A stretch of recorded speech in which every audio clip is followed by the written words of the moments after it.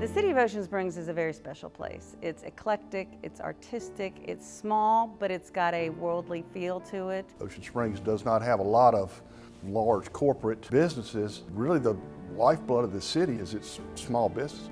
Retail, lodging, restaurants, all of those are extremely important to our economy. I don't think Ocean Springs would be the Ocean Springs that it is without the small businesses.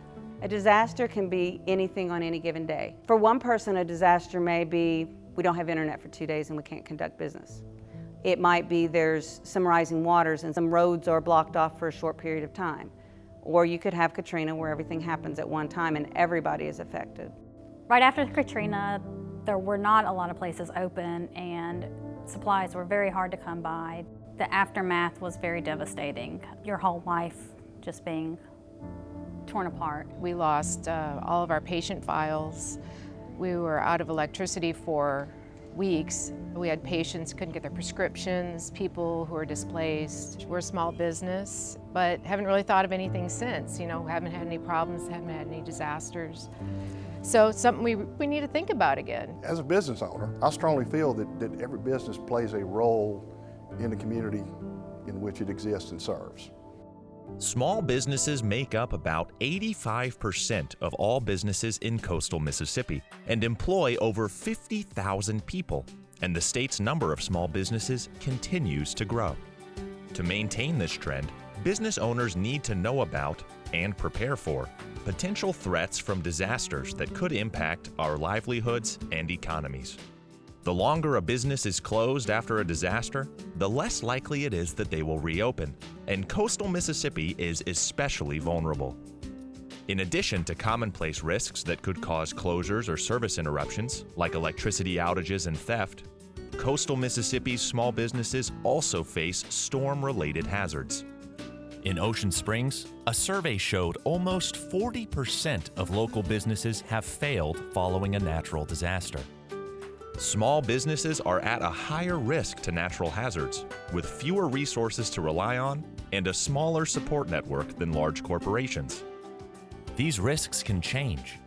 Coastal Mississippi's development has increased by 20% since the early 2000s.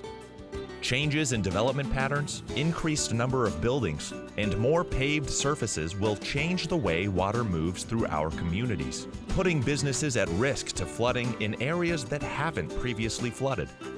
Compounding these changes, sea levels in Mississippi have risen 7 inches over the last 39 years, amplifying storm surge, causing more frequent tidal flooding, and reducing stormwater drainage.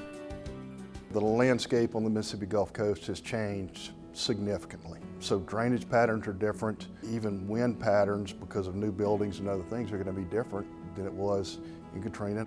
What we found is when we have conversations with businesses and you start that, it takes about a good 20-30 minutes to really start peeling back the layers of how they do business before they start thinking, you know, I really should write this down. Once they do that, they find so much value, in some cases day-to-day operations, but in many cases not necessarily huge events, but a day-to-day technical issue that comes up or a workforce issue. We have the businesses go through an exercise of determining what types of events may actually impact their business.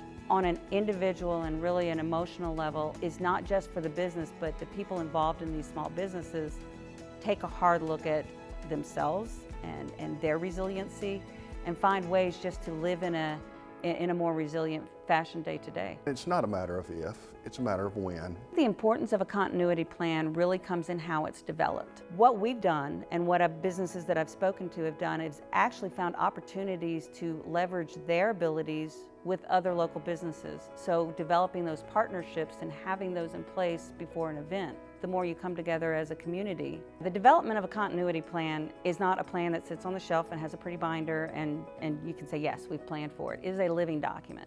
Just the peace of mind and the emotional benefits that you get from knowing when you hear that report that there's an impending storm coming or some sort of disaster, that you're ready.